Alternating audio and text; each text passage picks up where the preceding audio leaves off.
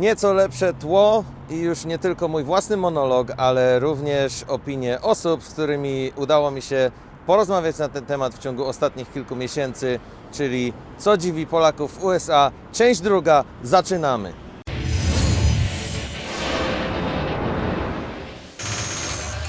Zaczynamy od Darka w stanie Connecticut w miejscowości New Britain. Darek jest bardzo istotną osobą wśród polskiej społeczności tutaj w Stanach.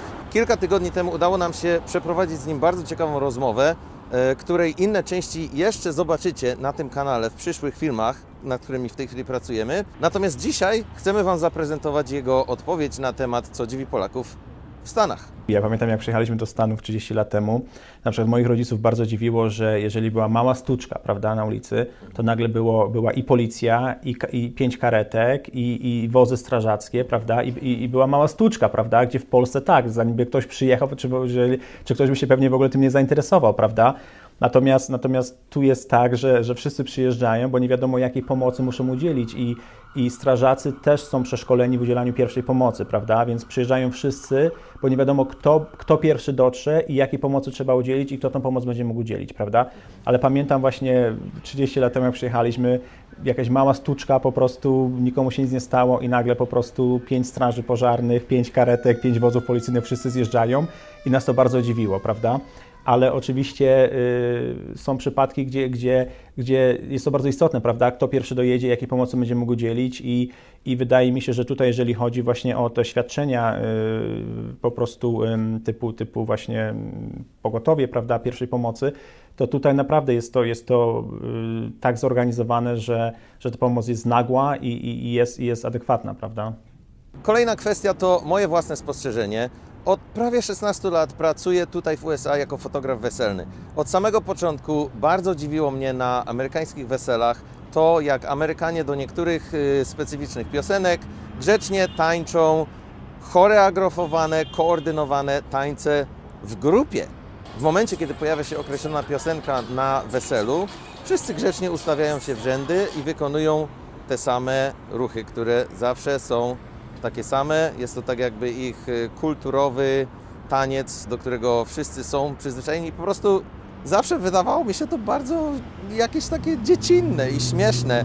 Nie wiem, czy większość Polaków tutaj ma tą samą opinię co ja na ten temat, czy może tylko ja jestem inny, ale po prostu zawsze wydawało mi się to takie bardzo na siłę śmieszne i nie sądzę, że na polskich imprezach coś takiego miałoby miejsce. Widziałem tutaj sporo polskich imprez tutaj w Stanach organizowanych przez Polaków i nigdy te tańce tak jakby do naszego społeczeństwa, naszego kręgu się nie przyjęły, nie zaadaptowały. Niedawno poznaliśmy Kasię w Pittsburghu. Kasia jest profesorem na tamtejszym uniwersytecie. Kasia uczy o sprawach dotyczących klimatu i zmian klimatycznych na świecie. I zadaliśmy jej również to pytanie, co dziwi ją tutaj w USA, konkretnie w Pittsburghu, ponieważ tam ona mieszka i taką otrzymaliśmy odpowiedź. Dla mnie osobiście dziwnym było, jak tutaj wielką wagę, przynajmniej w tych kręgach, w których ja się obracam, przywiązuje się do tego, żeby matka została z dziećmi w domu, a jeżeli matka chce pójść i pracować, chce, nie musi, ale chce, jest to raczej postrzegane jako dziwna zachcianka. Takie moje jest osobiste doświadczenie i to dla mnie jest dziwne. Z takich politycznych rzeczy bardziej to bardzo dziwnym dla mnie jest to, jak tutaj Amerykanie kochają swoje karabiny, pistolety i nie chcą, żeby były uregulowane, pomimo wielkich tragedii, które tutaj mają miejsce regularnie. I ja jestem na przykład odczuwam stres w związku z tym, że mój synek idzie do szkoły i czasami dostajemy różne dziwne informacje, że policja musi obserwować szkołę na przykład, bo jakieś były dziwne pogróżki na Facebooku. Więc to jest dla mnie bardzo dziwne, że ludzie są tak przywiązani do tego tematu, pomimo że jest to tak groźne. Bardzo się zdziwiłam, jak zobaczyłam pierogi biegające po boisku. Musiałam do Stanów przyjechać, żeby zobaczyć takie przedstawienie. Ponadto dziwi mnie ta wielka miłość do bejsbola, bo dla mnie bejsbol to jest dosyć nudna gra, chociaż mój synek kocha, uwielbia, jak również mój mąż kocha i uwielbia tą grę i więc jestem skazana na godziny baseballa każdego dnia w domu, w pokoju, w telewizji. Ale dziwi mnie to, dlaczego jest to tak pasjonująca gra. Jest bardziej kulturowe, ale jako Polkę mnie to dziwi. Znamy również Kasię w Filadelfii. Kasia jest bardzo aktywną osobą biznesową.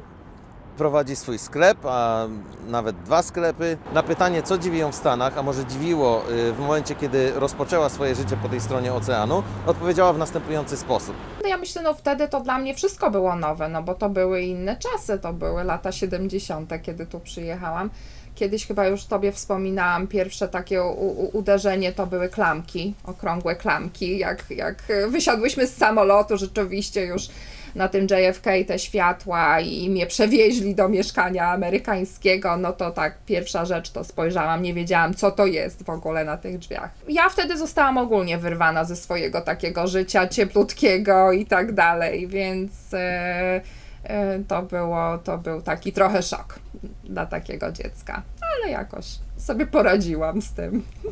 Kolejna dziwna rzecz w Ameryce, która zastanawia mnie od wielu, wielu lat, to tak zwany tailgating, czy też może tailgate partying, czy po prostu tailgate parties. Jest to bardzo ciekawe zjawisko.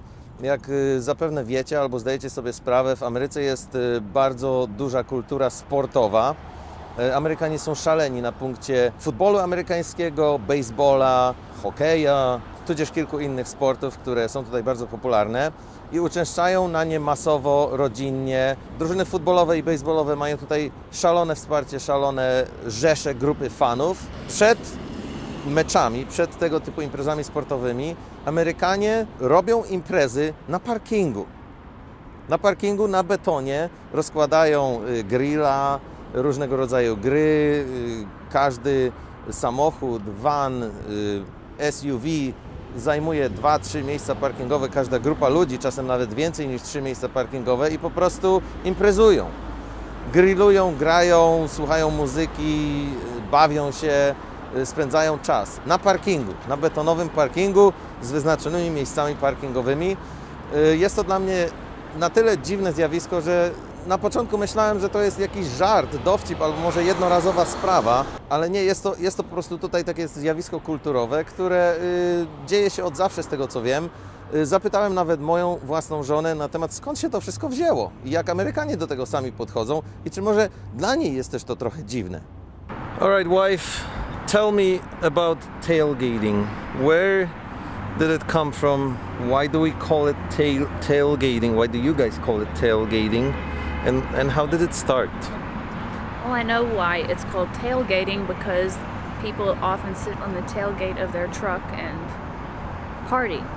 So But- the thing that opens at the back of a pickup truck is tailgate, because it's like a gate and it's on the tail of the truck. But why? When did it start? I have no idea. Did you tailgate a lot when you lived in Texas? I never tailgated in my whole entire life. Did you see other people do it? I've heard of it. I've been invited to tailgating parties, but I never went. My first contact with real American tailgating was in Connecticut when I was here for a summer vacation in 1999. I didn't live in US for good back then yet. That's when I moved to Maryland in 1990. Oh, coincidence. But I did go to a concert of Dave Matthews Band with the people I knew back then. Really? Yeah, what? Oh, What's funny God. about it? Nothing. Well, it's a cheesy band? Yeah. Oops. I Go didn't, ahead. well, I didn't see the concert. We just went tailgating. So that's the funny part about it is that sometimes people don't actually go to see the event that they're tailgating for. They just go visit their friends who happen to be going to the concert and party in the parking lot. Are you guys going to go into the game, or is this like? Are you going to hang out here during? My son is going in. Myself and my father are staying in a hot tub. And that's why I'm making videos about what's strange for Polish people in US, because that right there is pretty weird. So in 1999, you went to this tailgating party, and then what did you do? We just hung out with people in the parking lot for a little bit and Yeah. went back home. And they all went in and watched the concert. Some of them did. And- Some, just like us, just went somewhere else, back home, I don't know. Did you just sit around listening to Dave Matthews Band music before you? Next point. Czarny Piątek, gdzie ludzie dostają wariacji, lecą do tych sklepów o 3:00 w nocy albo jeszcze wcześniej i tylko po to, żeby się tam przekotłować po tych wszystkich lajnach w sklepie i zobaczyć, co taniej można kupić. Ja raz spróbowałem, powiedziałem, nigdy więcej, straciłem czas, straciłem nerwy i tak nic nie kupiłem, także to była też takie doświadczenie takiego dziwnego podejścia do życia, jeśli chodzi o Amerykę. No ale to jest kraj Amerykanów, trzeba uszanować ich tradycje, może się w tym fajnie czują, może to jest taki dzień właśnie wariactwa zakupowego, także no nie ma co im odbierać tego. Kolejna opinia pochodzi od Beaty. Beata jest life coachem. Beata pracuje jako tak zwany life coach tutaj po stronie amerykańskiej i oto co odpowiedziała nam pytanie, co dziwi ją w Stanach albo co dziwi Polaków w Stanach. To społeczeństwo jest tak w ogóle pozytywne, tak świetnie, tak wspaniale nastawione do życia, co jeszcze mnie zdziwiło w związku z tym i to też wiąże się ze stereotypem, który mamy w Polsce, że albo Amerykanie to tak się uśmiechają i to jest takie powierzchowne. Ja teraz powiem właśnie nie, to nie jest powierzchowne, to jest szczere, bo oni tak mają, bo oni od dzieciństwa tak mają, że się uśmiechają, że są skupieni na pozytywnych rzeczach. I to tylko z zewnątrz tak wygląda, że to jest takie powierzchowne. Ja osobiście to uwielbiam wychodzić w plener, bo wiem, że zaraz się ktoś do mnie uśmiechnie, zupełnie obcy. Czy w parku mi powie dzień dobry i jak się czuję, czy powie, że mam ładne buty, albo mam ładną sukienkę, zupełnie ktoś obcy. Masz ładne buty i sukienkę. Dziękuję serdecznie. I że pani w fitness clubie, do którego chodzę, mi zagada mnie i opowie mi historię swojego życia. I to jest niesamowite dla mnie. To jest takie, że ciągle, i to coraz bardziej mnie dziwi. Do tej pory byłam 2 razy w Polsce, odkąd tutaj jestem. I jak jestem w Polsce, to też mnie pewne rzeczy już dziwią i wiesz, to jest bardzo interesujące, że już niektóre rzeczy w Polsce mnie zaczynają dziwić. Sam tego doświadczyłem. Kolejne spostrzeżenia pochodzą od moich 2 bardzo dobrych znajomych z Polski, Adama i Marka. Niedawno ja i Bloni byliśmy w Polsce na krótką wizytę 2-tygodniową i podczas tej wizyty mieliśmy okazję porozmawiać z moimi znajomymi i oczywiście również zadałem im to pytanie. Dlaczego ich opinia ma tutaj znaczenie? Dlatego, że obydwoje byli w Stanach więcej niż kilka razy. Przyjeżdżając tutaj również spotkali się z różnymi rzeczami, które ich zaciekawiły, zdziwiły i oto co nam powiedzieli na ten temat. Co mnie zaszokowało tam, że jak pierwszy raz byłem u Dawida w 2009 roku, to wywiózł mnie do centrum handlowego. Chciałem zobaczyć, jak wygląda centrum handlowe. No i tak. Centrum handlowe było zbudowane w takiej kształcie podkowy, a w środku był parking, ale to było olbrzymie. No więc wysadził mnie z jednej strony, obszedłem te sklepy, które były z jednej strony, no ale później chciałem przejść na drugą stronę, więc sobie idę przez środek tego parkingu. Wyobraźcie sobie, że zatrzymał się facet i mi mówi, czy mnie podwieź. Ja mówię, że idę tam na drugą stronę do sklepu. Mówi, tak, ja cię podwiozę. I ja mówię, chłopie, to jest do przejścia 500 metrów, no, bez przesady. Ale jak zobaczyłem, jak on wyglądał w tym samochodzie, że jakbym otwarł drzwi, to on się wyleje z tego samochodu, to zrozumiałem, że tam wszyscy po prostu jeżdżą. Ale czekaj, skąd ten facet się wziął?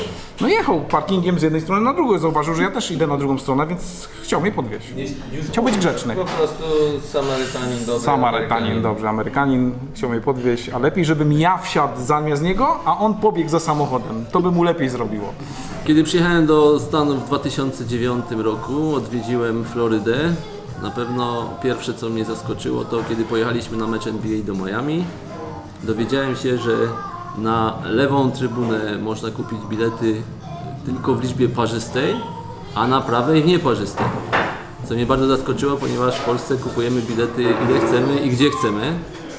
Więc to było takie pierwsze zdarzenie. Drugie dotyczy naszego ulubionego alkoholu. Czyli to mnie dziwi, że w Stanach, w miejscach publicznych wszyscy piją alkohol w torebkach papierowych, gdzie wszyscy wiedzą, że to jest alkohol, ale jednak muszą go ukrywać. Natomiast kiedy znów wracam na halę NBA do Miami, jest tam 20 000 ludzi, a sponsorem całej imprezy jest Rum Bacardi. Czyli można spożywać spokojnie alkohol w miejscu publicznym. To jest druga rzecz. Kolejna, ale to już bardziej mi się podobała niż dziwiła, że w Stanach jadąc prawym pasem nie można parkować po lewej stronie ulicy i odwrotnie, bo od razu dostaje się mandat. Mam nadzieję, że podobał Wam się ten film, że trochę Was rozbawił, że Was zaciekawił. Jeśli chcecie wesprzeć naszą twórczość, to polecam zajrzeć na ten link, który w tej chwili wyświetlamy i który jest zaraz pod tym wideo i możecie wtedy zostać sponsorem naszego programu, aby umożliwić nam dalszą działalność i robienie jeszcze ciekawszych filmów z jeszcze większą wartością produkcyjną. Na dzisiaj to wszystko. Dzięki wielkie za uwagę. Cześć, do zobaczenia.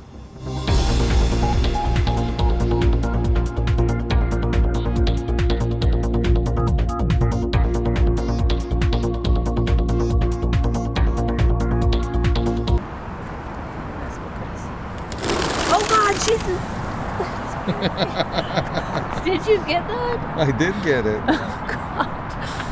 Were you scared? Yes, I thought, oh no, they're gonna all poop on my head.